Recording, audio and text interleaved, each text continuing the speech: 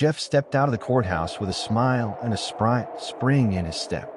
He looked up at the bright blue, sun-filled sky and took a deep breath. It was a good day, and he was glad to be alive. Jauntily walking down the courthouse steps, Jeff reviewed the past 4 months in his mind. 4 months ago, he was in a much worse state of mind and sure that his future would be different than it seemed today. 4 months ago, almost to the day, his delightful wife of 24 years had met him at the door with the words that can turn any man into a slobbering pile of useless human flesh. As he entered the house after a long day at his job as a senior investment counselor, she looked him in the eyes as she spoke. "Jeff, sit down. We are going to talk." Dropping his suit coat onto a chair, Jeff sank into the chair to which his wife, Steph, had pointed. She took a seat in one of the armchairs across from his recliner. She sat up straight, her face calm and almost impassive. "The kids are gone and have lives of their own. You have your career and your other hobbies. I spent 20 years as a housewife and mother. I have decided that it is my turn to have a life and I want a divorce." The words had hit him like a baseball bat on the back of the head. To say he was blindsided was an understatement. There had been no indications that Steph was unhappy or was even considering such an announcement. The best that Jeff could do for a reply was the obvious. "Are you having an affair?" "Not yet, but that is on my agenda. I want to experience life beyond the walls of this house and our boring existence. I intend to see things, do things, and experience things. But we can do that together. I only have a few years until I retire, and then we can do all those things." Jeff watched as she waved her hand dismissively. "First, I would rather not wait on you any longer. I'm not getting any younger, and I still have some of my looks left. I want to experience things while I still have some of my assets intact." Jeff shook his head in disbelief as he spoke. "Do I get any time to rebut any of this, or at least try to change your mind?" Steph shrugged and spoke with a hint of carefree, nonchalant attitude. "No, I have made up my mind. There is a copy of the divorce filing on your desk. You will be officially served tomorrow morning at your office. I will get my things together and be gone by tomorrow evening when you get home. Might I ask how you intend to support yourself without a job?" "Why, I will use the support the court will order you to pay, and I intend to get a part-time job. I will also have half of our assets, including the house when it sells. When you decide to retire, I will get half of your retirement. I should be able to maintain a comfortable lifestyle. You seem confident about all this."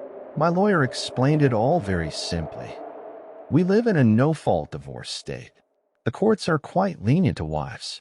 He assures me that things will go my way, and you should sign the papers and agree to the divorce.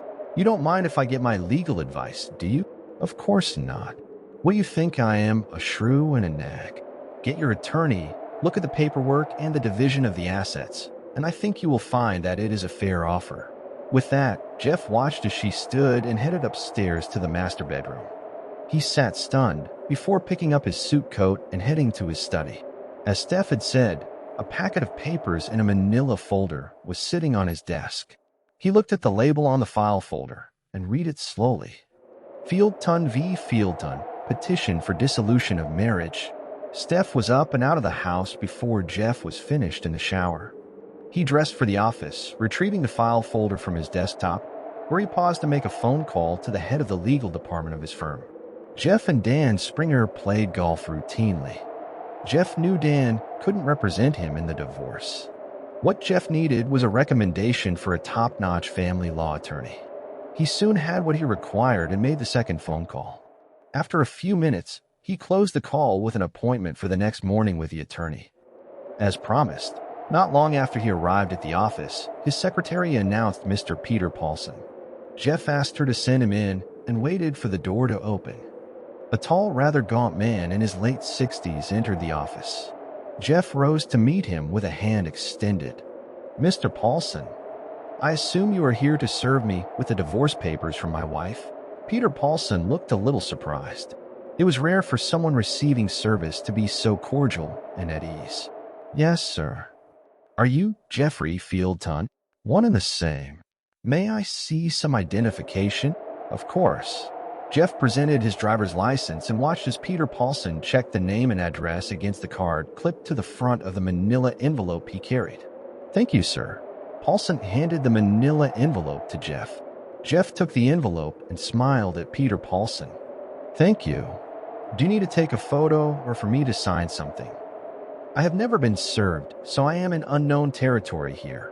Peter Paulson finally smiled. "No, sir. That's all I need. May I also thank you for your professional attitude? I get all kinds of responses, and many people I deal with want to kill the messenger." Jeff chuckled. "I'm glad I could make your day a little better. I hope the rest of it goes as well." Peter nodded and quickly exited the office. Jeff tossed the envelope onto the corner of his desk and sat in his large executive chair.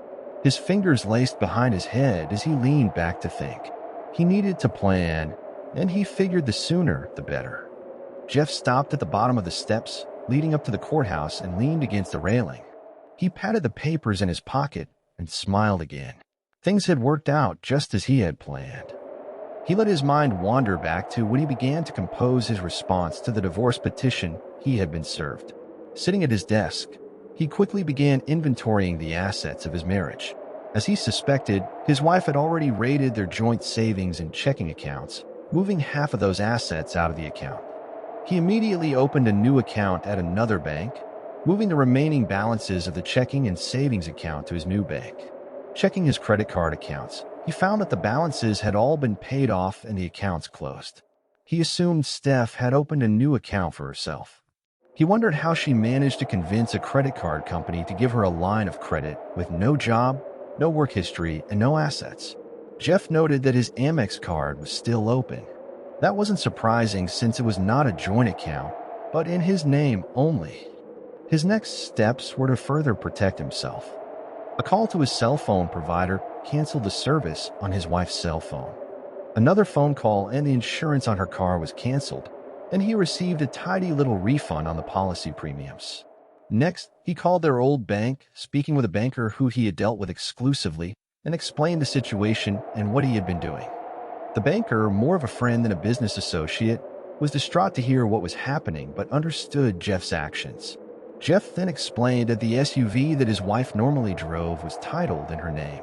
The banker understood immediately and assured Jeff that the liability of the car payments would no longer be Jeff's responsibility. That only left the house. Jeff had always loved that house. He and Steph had raised their 3 sons there, and it was ripe with memories. Jeff was proud of what they, or rather, he, had accomplished in the landscaping and other additions they had made to the property. Taking a deep breath, he called a realtor to put the house on the market.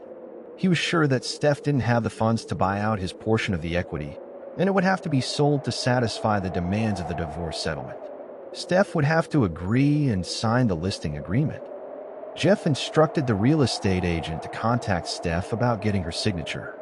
With those tasks accomplished, Jeff laid the manila folder aside and turned his attention to the stock market and the requests from his clients. His mind was clear and focused as he started making phone calls. That evening, Jeff returned home to find that all of his personal belongings had been moved to the guest bedroom downstairs. He wasn't surprised, nor was he disappointed. He had quickly let go of any extreme emotion about the situation, discovering that, at best, he was mildly annoyed and even a little disappointed. Steph was not at home. Jeff found leftovers in the refrigerator for dinner and then retired to his study, shutting and locking the door as he sat down to further his plans. Later, he heard the front door open and close. He assumed that Steph had returned from her excursion. That assumption was proved when he heard footsteps headed upstairs, and then the master bedroom door closed. The shower upstairs soon came on. He turned his attention back to his planning. The next morning, Jeff showered and dressed, and found a fresh pot of coffee in the kitchen, but no Steph to be seen. Her car was still in the driveway, so he assumed that she was upstairs, maintaining a comfortable separation. That was fine with Jeff, as he had decided there was no point in forcing any interaction. He had a clear path ahead and didn't need the distraction of arguments or pointless discussions. As he drove to his appointment with a family law attorney, Jeff felt a strange sense of calm. He had always been a planner or a strategist, both in his professional life and personal life. This situation was no different. He would navigate through it with the same precision he applied to managing investments and client portfolios. The attorney's office was in a sleek building downtown. Jeff took the elevator to the 12th floor and was greeted by a polished receptionist who offered him coffee and asked him to wait a moment. Shortly after, he was ushered into the office of Ms. Abigail Turner, a renowned family law attorney with a reputation for being both tenacious and fair. "Mr. Field-Ton, please come in," she said, standing to shake his hand. "I've reviewed the preliminary details you provided. Why don't you start by telling me everything from the beginning?" Jeff recounted the events of the past few days, the surprising announcement from Steph, and his subsequent actions. Abigail listened intently, occasionally nodding or making notes. When he finished, she leaned back in her chair, her expression thoughtful. "It's good that you've taken steps to protect yourself financially.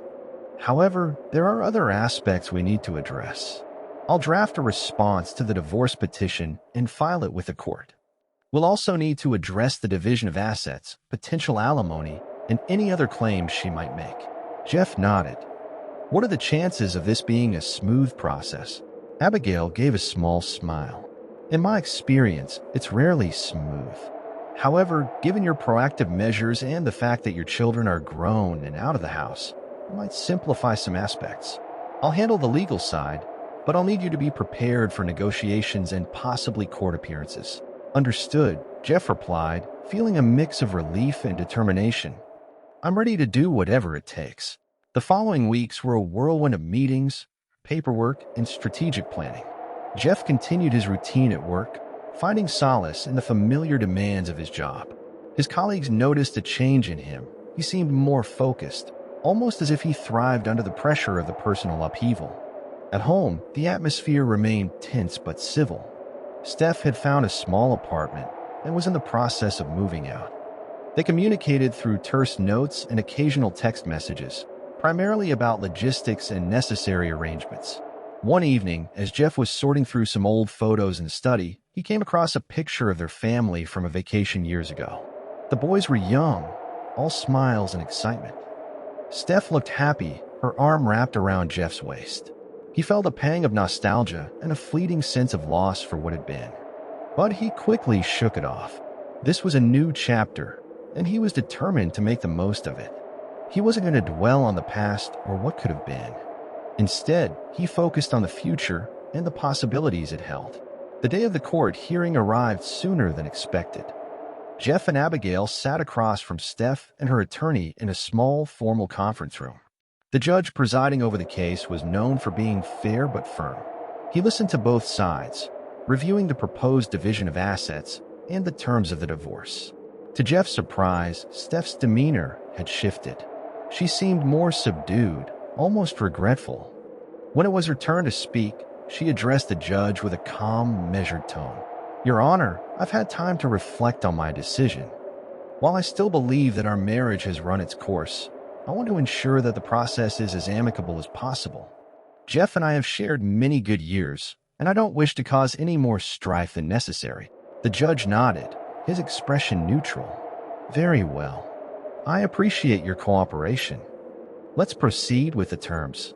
The division of assets was straightforward, given Jeff's meticulous records and proactive measures. The house would be sold, and the proceeds split.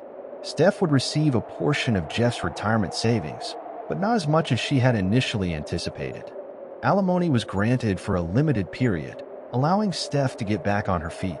As the hearing concluded, Jeff felt a sense of closure. It wasn't the outcome he had envisioned when he first married Steph, but it was fair and allowed both of them to move forward. Outside the courthouse, Steph approached him. "Jeff, I just wanted to say, I'm sorry for everything." Jeff looked at her, seeing the woman he had once loved but no longer recognized. "Thank you, Steph. I hope you find what you're looking for." She nodded, tears glistening in her eyes, and walked away. Jeff stood there for a moment, watching her go. Then he turned and headed down the steps, feeling lighter than he had in months. The future was uncertain, but for the first time in a long while, he felt ready to embrace it. As he walked to his car, he took out his phone and sent a text to his 3 sons, suggesting they meet for dinner that weekend. It was time to reconnect with the people who truly mattered, to start building a new life filled with purpose and joy. Thanks for listening. Share your opinion in comment section and also do like and subscribe to the channel.